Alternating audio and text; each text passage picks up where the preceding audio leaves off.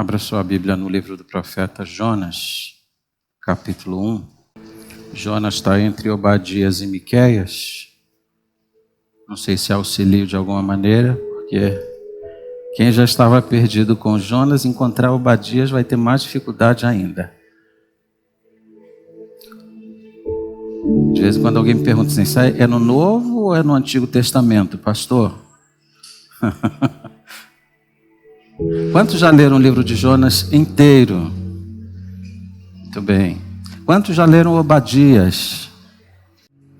Quando vocês chegarem no céu, sentarem do lado de Obadias, aí vocês vão falar, você que é o profeta, sou. Aí ele vai perguntar para você, você leu o meu livro? O que a gente vai responder para o profeta, irmãos? Não deu tempo? Não deu vontade? Jonas capítulo 1. A vocação de Jonas, a sua fuga e o seu castigo. Diz assim a palavra do Senhor.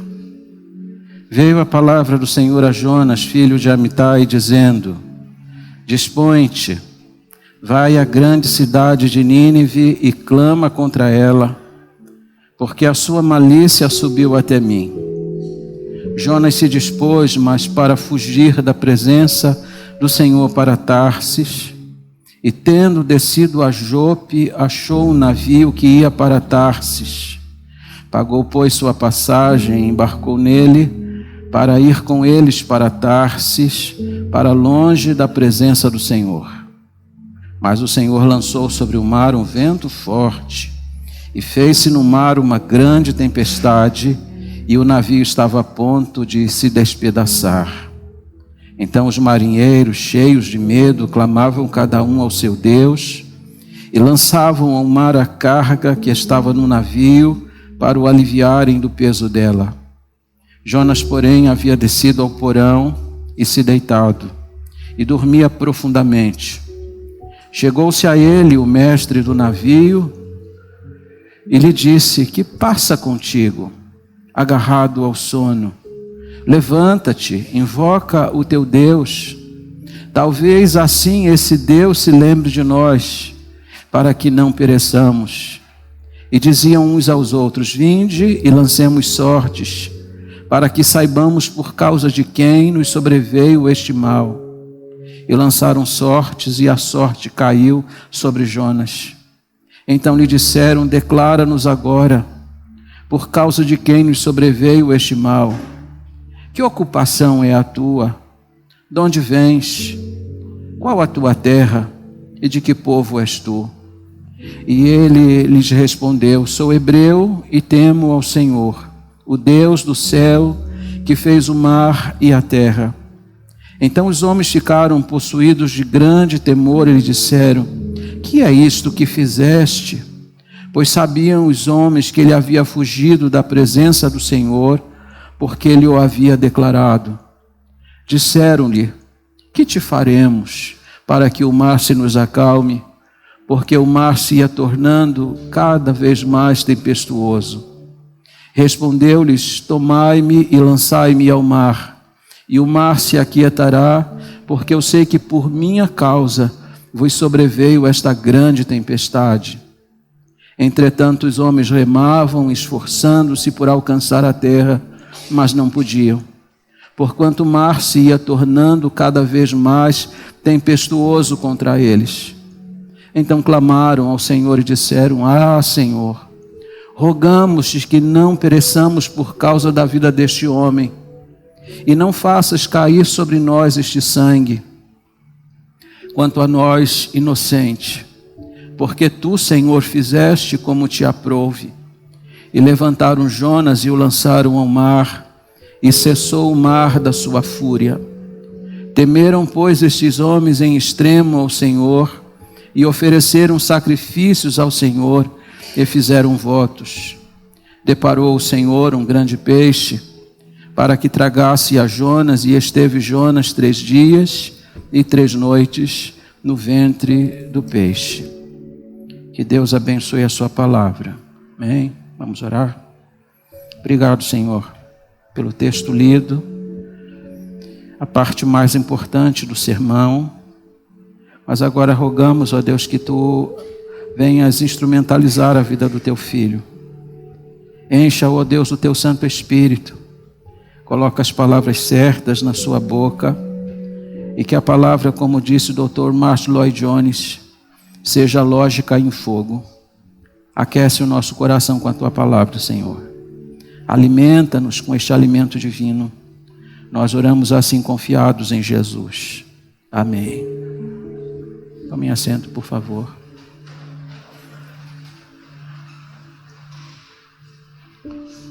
Jonas certamente é o profeta mais estranho do Antigo Testamento. Chamado por Deus, escolhido por Ele, para uma missão especial. Contudo, este homem, em vez de abraçar a vocação divina, em vez de responder ao chamado de Deus de uma forma alegre e festiva, diz a palavra que este homem se levantou para fugir da presença do Senhor. Deus lhe deu uma palavra poderosa, mas ele não queria entregar esta palavra. Embora Deus amasse aqueles a quem Jonas estava sendo enviado, Jonas não tinha qualquer interesse de pregar para eles. Talvez seja um caso único nas Escrituras. O que a gente precisa olhar aqui hoje? Primeiro, olhar para a historicidade deste personagem, olhar para este livro e entender que este livro é um livro que recebeu o imprimato e a inspiração divina. Porque o livro de Jonas, ao lado do Gênesis, talvez seja um dos livros mais combatidos do Antigo Testamento e da Bíblia. Os teólogos liberais dizem que o livro de Jonas é uma novela religiosa, que conta uma história para o povo de Israel, para ensiná-los acerca de preceitos morais e espirituais, mas que este personagem nunca existiu. Que Jonas não foi uma figura histórica, foi apenas uma ficção criada para ensinar um princípio. E eles fazem isto porque é preciso retirar da Bíblia aquilo que é misterioso, aquilo que é sobrenatural, aquilo que é milagre. E como os teólogos liberais não acreditam em milagres, é preciso negar a existência de Jonas, porque aqui é descrito um grande milagre. Mas quando a gente olha para esses ataques que o livro recebe e o personagem recebe, a gente precisa atentar para duas coisas importantes. A primeira é que Jonas é mencionado fora deste livro, aqui mesmo no Antigo Testamento. Em 2 Reis, capítulo 14, 25, é dito que Jonas profetizou nos dias de Jeroboão II, um tempo de grande prosperidade, de grande expansão militar no Reino do Norte, Israel. Negar então a existência de Jonas é negar a existência do rei Jeroboão II, o que é impossível porque a história manifesta a existência dele. Outro fato importante é que Jesus vai mencionar Jonas. Jesus vai dizer que assim como Jonas esteve 3 dias e 3 noites no ventre do grande peixe, ele, Jesus, ficaria 3 dias e 3 noites no ventre da terra e por fim ressuscitaria. Jesus vai aplicar a história de Jonas para falar sobre a sua morte e a sua ressurreição. Negar então a historicidade de Jonas é dizer que Jesus faltou com a verdade, porque Jesus afirmou que Jonas existiu e aplicou a história de Jonas a si mesmo. Jesus vai além. Jesus disse que no dia do juízo os ninivitas vão se levantar e vão condenar a sua geração, porque os ninivitas não viram nenhum milagre. Ouviram apenas um sermão que dizia assim: ainda 40 dias e Nínive será subvertida. E diz a Bíblia que com um sermão tão curto e pregado com tanta má vontade, a Bíblia diz que todos se arrependeram. Até o rei desceu do seu trono, vestiu-se de saco e assentou-se na cinza. E Jesus disse então para a sua geração: veja quantos milagres vocês já viram. Vejam quantos sinais já foram manifestos diante dos olhos de vocês. E vocês não creram. Os ninivitas ouviram apenas uma pregação curta e se arrependeram. Portanto, no dia do juízo eles vão se levantar e eles vão condenar a cada um de vocês, porque eles não viram o que vocês estão vendo. Eles apenas ouviram e creram. Portanto, nós estamos diante de uma história real, nós estamos diante de um fato histórico, e que certamente ensinou uma lição profunda para a casa de Israel, porque o povo judeu tinha uma visão, e ainda tem, uma visão exclusivista da salvação, mas também tem lições aqui para nós. A pergunta é: o que este livro, datado lá do século 8 a.C., o que este livro tem para nos ensinar? Quais são as lições que a gente pode aprender a partir dele? Primeira coisa que a gente precisa atentar para a figura do profeta, a pessoa que Deus escolhe. E mais uma vez é importante pontuar uma coisa para vocês: os padrões de Deus são diferentes do nosso. É possível que você, escolhendo alguém para uma tarefa como aquela, escolhesse alguém diferente de Jonas, porque Jonas era aquele tipo de profeta ideologizado, que tinha uma visão de que Deus só amava Israel, que Deus tinha ódio dos outros povos.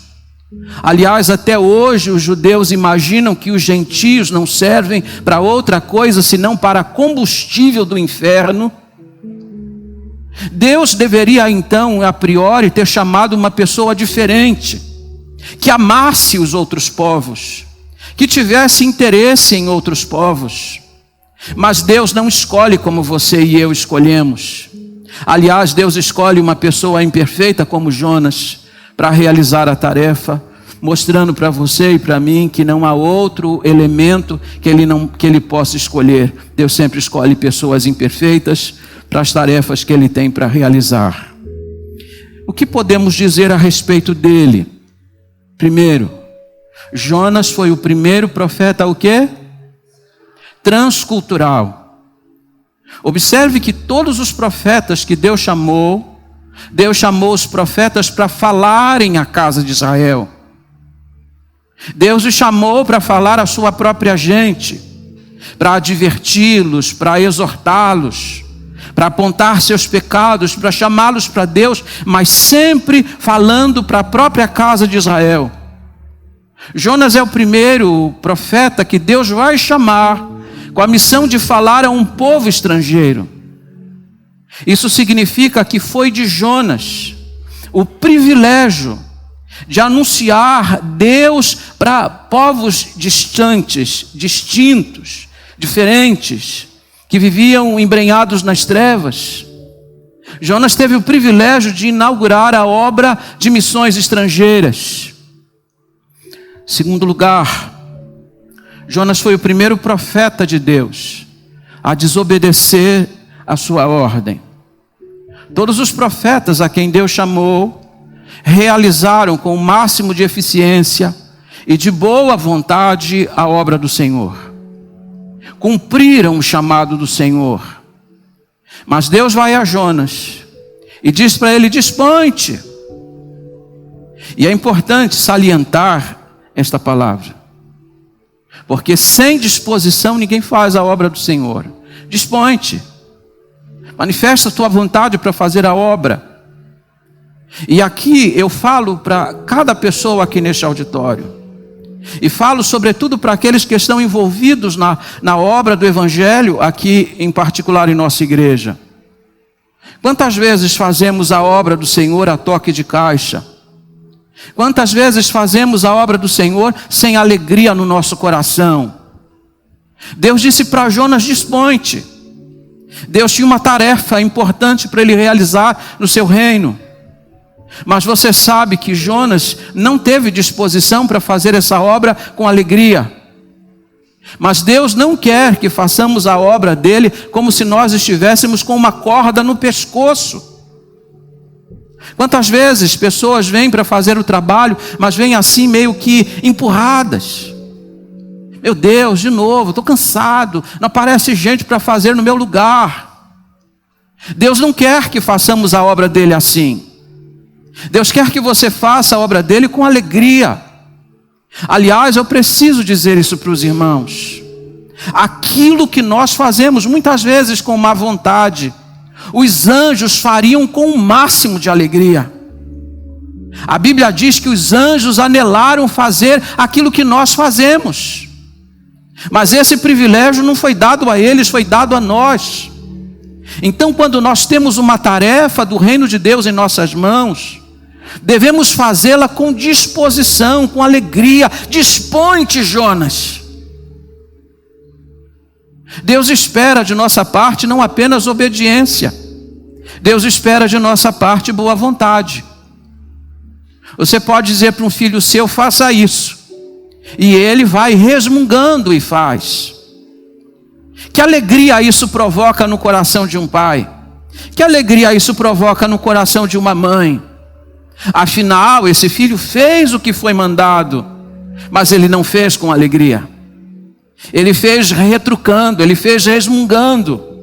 Deus não queria que Jonas fizesse a obra assim, mas foi exatamente assim que ele fez. Porque Deus disse para ele, dispõe-te, levanta-te. E diz a Bíblia que ele se levantou sim, ele se dispôs sim, não para fazer a vontade de Deus, mas para fugir da presença de Deus. Para fazer o contrário do que Deus estava mandando ele fazer. Um profeta em desobediência a uma ordem clara e expressa do Senhor, que havia escolhido a ele exatamente para inaugurar uma obra tão sublime. O apóstolo Paulo depois, no seu ministério, vai desbravar o mundo gentílico. Mas antes de Paulo, Deus havia chamado Jonas. Que privilégio! Mas ele não teve disposição para fazer aquilo que Deus havia mandado ele fazer. Terceiro lugar, Jonas o quê? Foi o primeiro pregador a obter sucesso absoluto. Jonas conquistou aquilo que todo pregador almeja: alcançar seu auditório, ter uma resposta 100% do auditório. Jonas pregou, irmãos, um dos menores sermões da Bíblia, 7 palavras em nossa língua: ainda 40 dias e Nínive será subvertida. Ainda 40 dias e Nínive será subvertida. 7 palavras em nossa língua. Mas no texto hebraico, o sermão de Jonas tinha 5 palavras. E notem, pregadas com o máximo de má vontade. Porque Jonas não queria a conversão das pessoas para as quais ele estava pregando. O grande desejo de Jonas é que Deus destruísse os assírios. A Nínive era a capital da Síria. Porque naqueles dias a Síria era a grande ameaça para Israel. O profeta Oséias, que era contemporâneo de Jonas, disse que a Síria seria o chicote da disciplina de Israel. Portanto, Jonas quer a destruição deles e não a conversão. Então ele vai no caminho pregando, ainda 40 dias Nínive será subvertida, mas ele prega isso com o máximo de má vontade.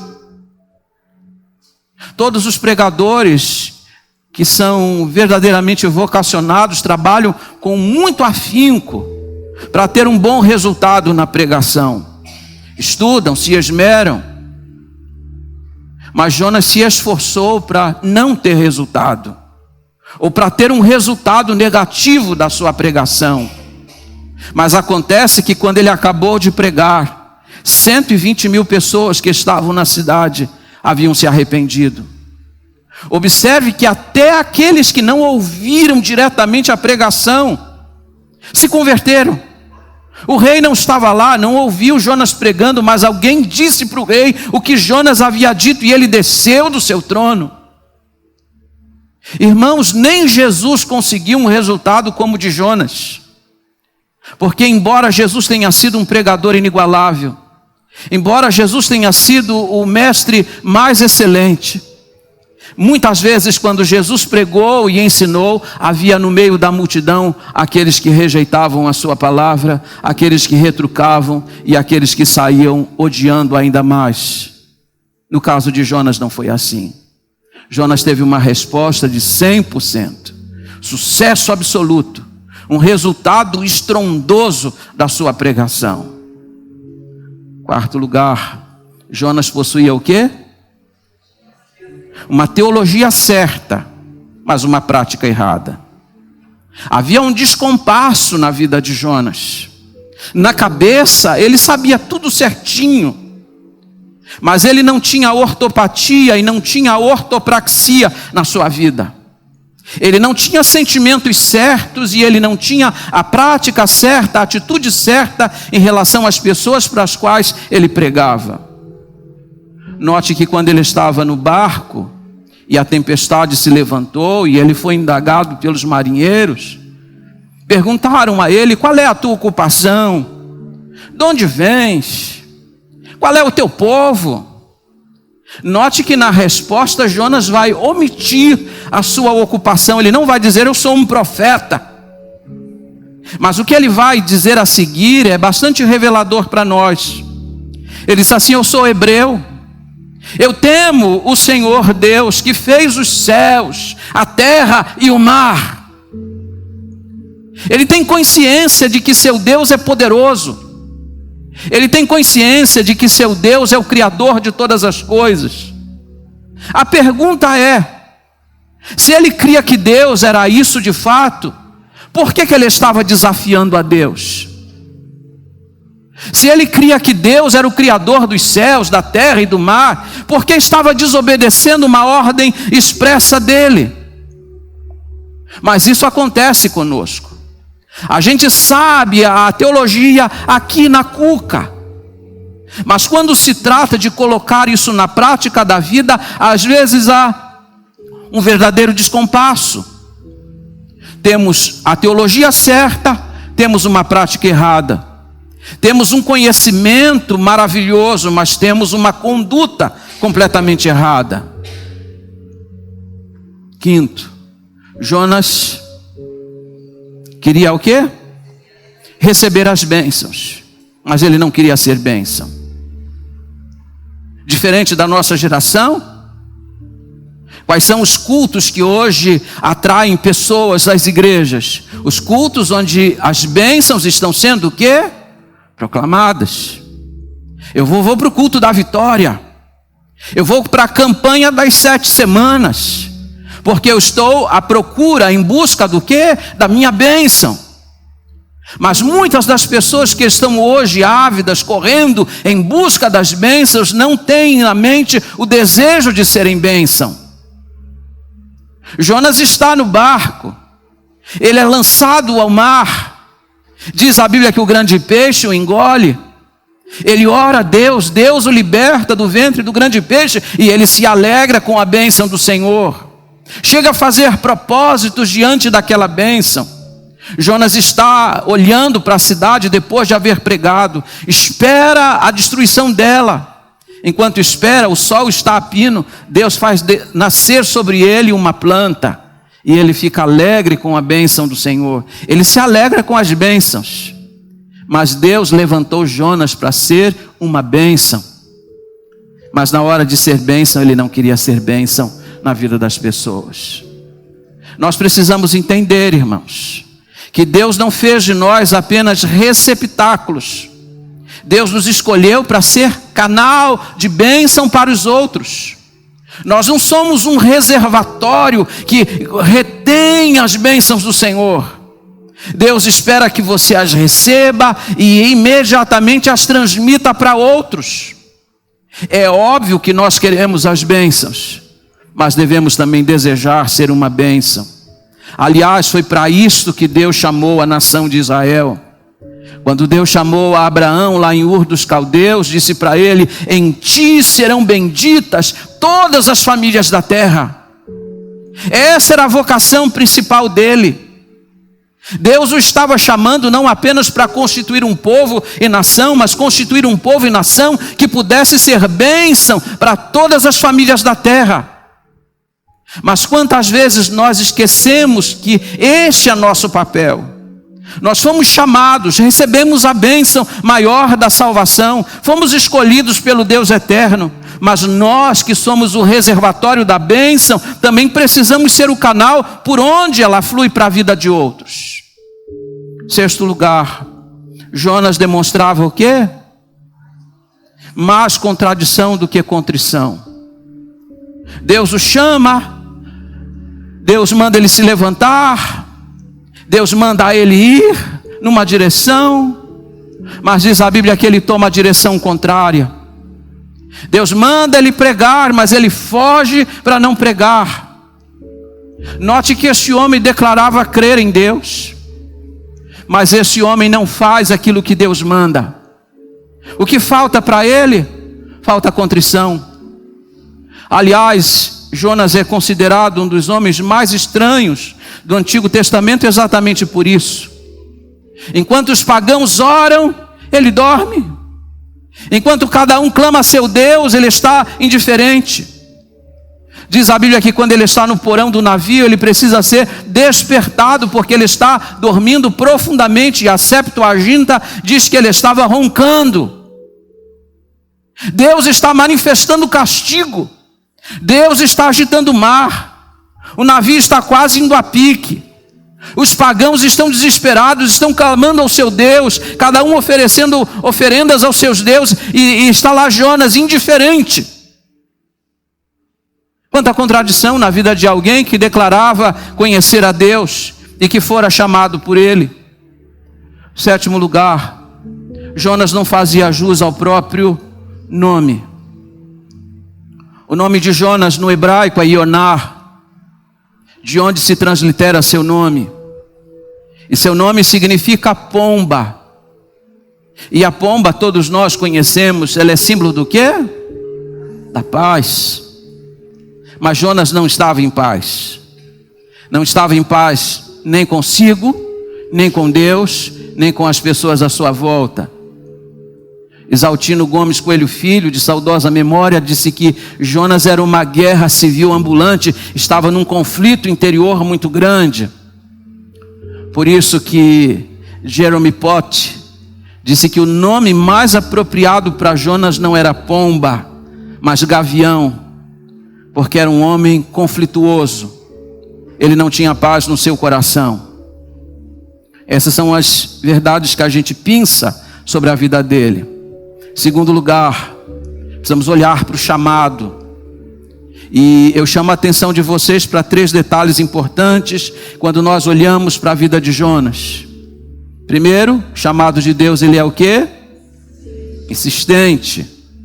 Jonas capítulo 1, versículo 1 diz: veio a palavra do Senhor a Jonas, filho de Amitai, dizendo. Veio a palavra do Senhor a Jonas. O Senhor está chamando Jonas. Deus diz para ele: levanta-te, vai, prega para Nínive. O que ele faz? Levanta-se e foge. Você desistiria de Deus? Ou Deus desistiria? Você desistiria de Jonas? Chamaria outro em seu lugar? Pois Deus não desistiu dele. Diz o capítulo 3, versículo 1. Veio a palavra do Senhor segunda vez a Jonas. Deus insiste, Deus chama. E a gente precisa lembrar um princípio: os planos de Deus nunca são o quê? Frustrados. Os projetos de Deus sempre vencem. Deus chamou Jonas. Jonas é seu escolhido. E Jonas fará aquilo que Deus determinou. Porque Deus sempre vence e os propósitos dele não podem ser frustrados. Deus vai insistir com a vida deste homem. Segundo lugar, chamado de Deus, ele é o quê? Pessoal. Veio a palavra do Senhor a quem? A Jonas. Se você olhar para a Bíblia, vai perceber que o nosso Deus é um Deus de relação pessoal. Ele é o Deus de Abraão, Ele é o Deus de Isaac, Ele é o Deus de Jacó. Ele é o Deus que se relaciona com pessoas. Veio a palavra do Senhor a Jonas, indica que Deus conhece a Jonas, que é Jonas quem Ele quer. Deus sabe quem Ele é, Deus conhece os defeitos que Ele tem, Deus conhece a mente ideologizada que Ele possui, Deus sabe quem Ele é. O Deus da Bíblia se relaciona com pessoas.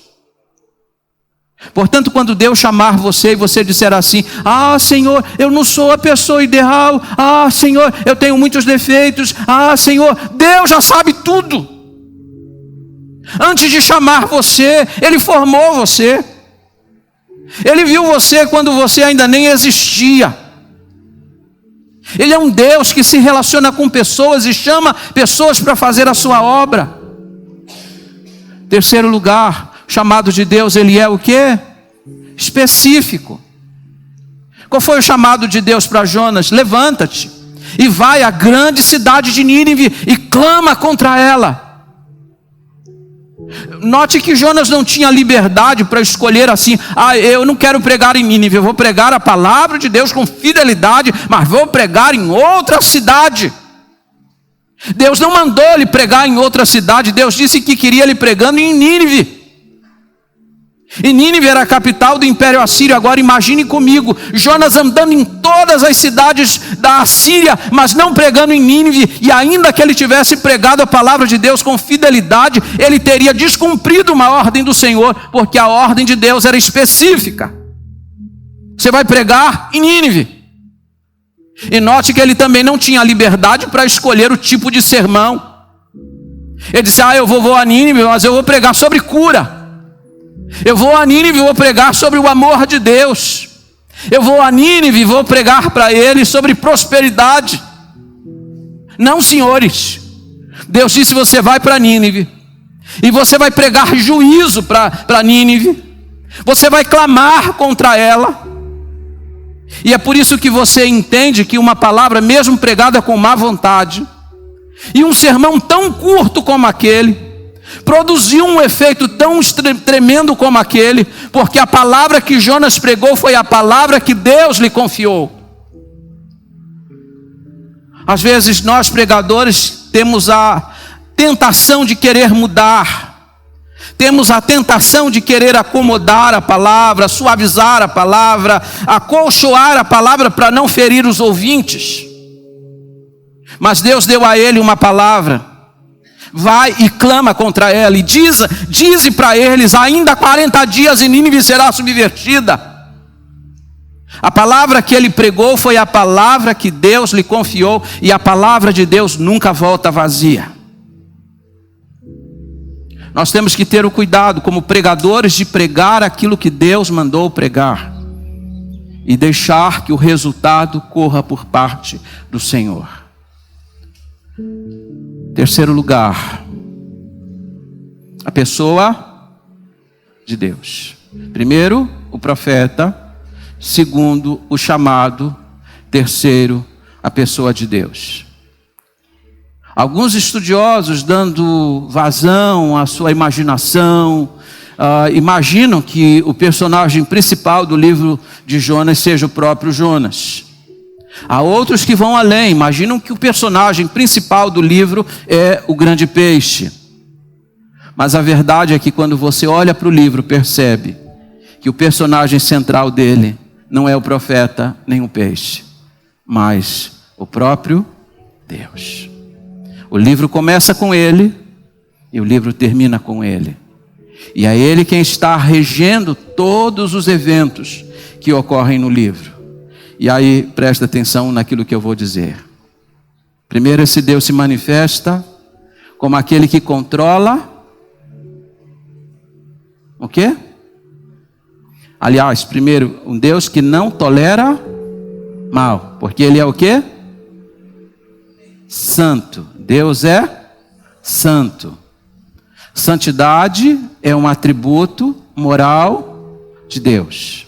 O nosso Deus é santo. E diz a Bíblia que esse Deus santo olhou para a cidade de Nínive. E a cidade de Nínive estava completamente comprometida com pecado. E Deus ficou enojado da vida deles. Deus disse para Jonas: vai para lá, clama contra eles, porque a maldade deles subiu até mim. Mas presta atenção no que eu vou dizer agora. Se Deus não tolera o pecado dos ímpios, Deus também não tolera o pecado do seu próprio povo. Jonas era o profeta que Deus havia chamado para anunciar sua palavra. Quando Jonas desobedeceu a ordem de Deus, esse Deus se levantou para discipliná-lo. Deus não tolera o pecado dos ímpios, Deus também não tolera nosso pecado, porque Deus, Ele é santo. E Deus é santo em grau superlativo. Você sabe que santidade é um atributo moral, e como atributo moral é um atributo comunicável. Você e eu também somos chamados de santos. Mas por mais santos que você e eu sejamos, nunca seremos santos como Deus o é. Por isso que quando Deus é adorado pelos seres celestiais, como é que eles declaram a santidade de Deus? Santo, santo, santo. Porque Deus é santo em grau superlativo. Agora imagine a vida que a gente vive diante dele. Deus espera que nós vivamos de uma maneira que seja do seu inteiro agrado, porque Deus observa a nossa vida. Deus estava observando a cidade de Nínive. E diz a Bíblia que Deus manda ele pregar a grande cidade de Nínive. Nínive era uma cidade grande, mas não era grande apenas na sua expressão física. Ela era grande também na sua maldade, no seu pecado. Às vezes a gente fica olhando para o Brasil, irmãos, com tanta coisa acontecendo aqui, a gente fica pensando assim: será que Deus está vendo isso? Será que Deus está se importando com isso? Não tenha dúvida. Deus estava observando os moradores de Nínive. E no tempo oportuno Deus se levantou para julgá-los. Deus vai julgar a nossa geração também. Segundo lugar, Deus está o quê? No controle de tudo. Deus está no controle do homem, porque Deus levanta Jonas. Jonas não quer, mas Jonas por fim realiza o que Deus quer. Deus está no controle do vento, manda um vento soprar. Deus está no controle do mar, o mar se agita. Deus está no controle da vida vegetal, uma aboboreira vai crescer sobre ele. Deus está no controle da vida animal, vai nascer um verme que vai comer a aboboreira. Deus controla tudo. Como que a gente precisa, irmãos? A gente já sabe disso. Teologia certa na cabeça a gente já tem. Mas a gente precisa lembrar desse fato. Tudo está nas mãos de Deus. Deus controla tudo. Nada pode acontecer sem a permissão dele. Eu sei que a gente passa por provas, nós temos passado como família uma prova, mas cada dia tentando lembrar esse princípio que já está aqui, mas que precisa estar aqui também. Deus controla tudo. Deus controla o homem, Deus controla o mar, Deus controla o vento. Jonas foge de Deus, mas Deus manda o vento atrás dele. Jonas entra num barco, entra no porão do barco, mas Deus agita o mar para o barco quase ir a pique, porque tudo está no controle dele. Ninguém pode fugir de Deus. Terceiro lugar, Deus, ele é o quê? Misericordioso.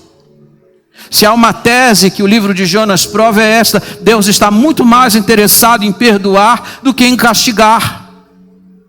Deus mandou Jonas a Nínive clamar contra ela, mas quando aquele povo se arrependeu do seu pecado, Deus também se arrependeu, usando aqui uma linguagem antropomórfica, Deus também se arrependeu do mal que estava para fazer a eles, mostrando que o coração de Deus estava muito mais pronto a perdoar do que a castigar.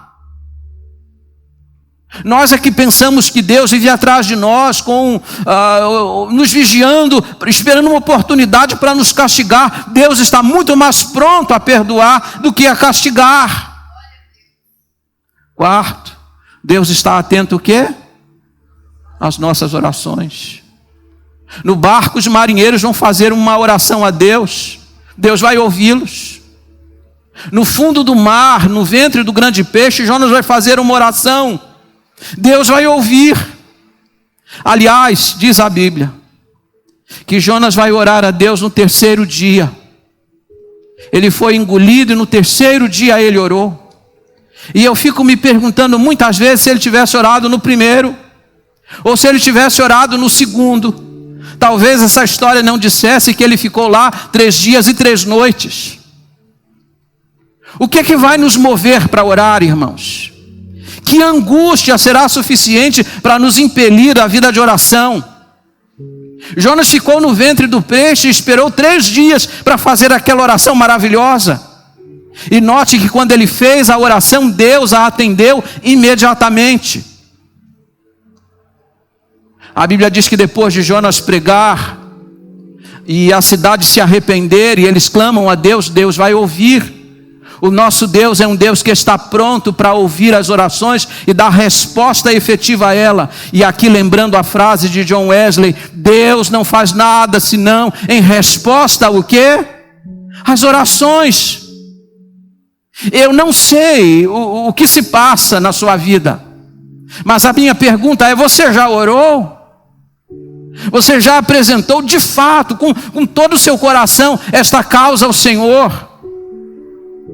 Eu me lembro de um pastor boliviano que saiu com a família para pregar e no caminho se perdeu, entrou numa mata e de repente escuro, o pneu também do carro fura e ele grita no volante do carro, estamos perdidos.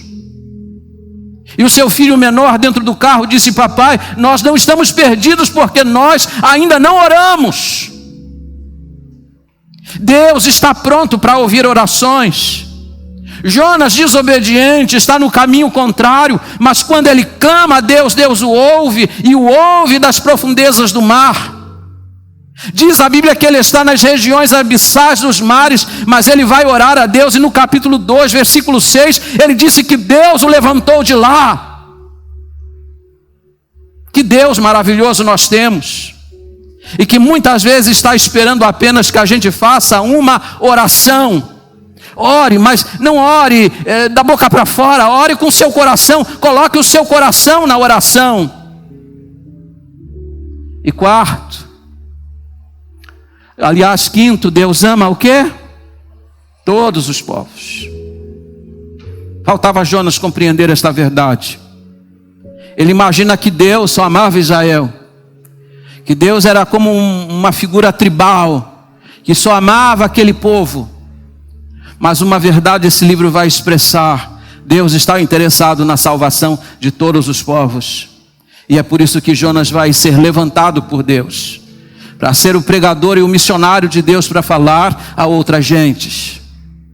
Nós estamos aqui realizando uma campanha missionária, porque nós compreendemos que Deus não nos ama de forma particular simplesmente, mas Deus tem interesse na salvação de outros.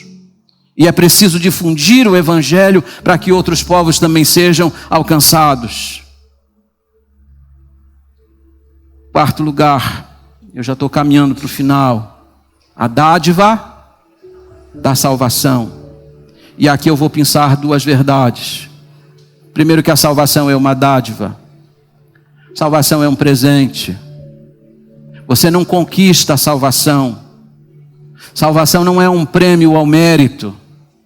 Nós não somos salvos porque temos merecimentos. Nós somos salvos apesar dos nossos, ou da nossa falta de merecimentos.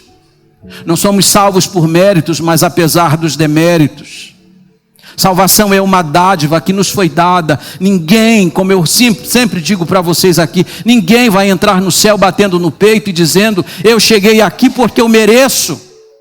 Salvação é dádiva.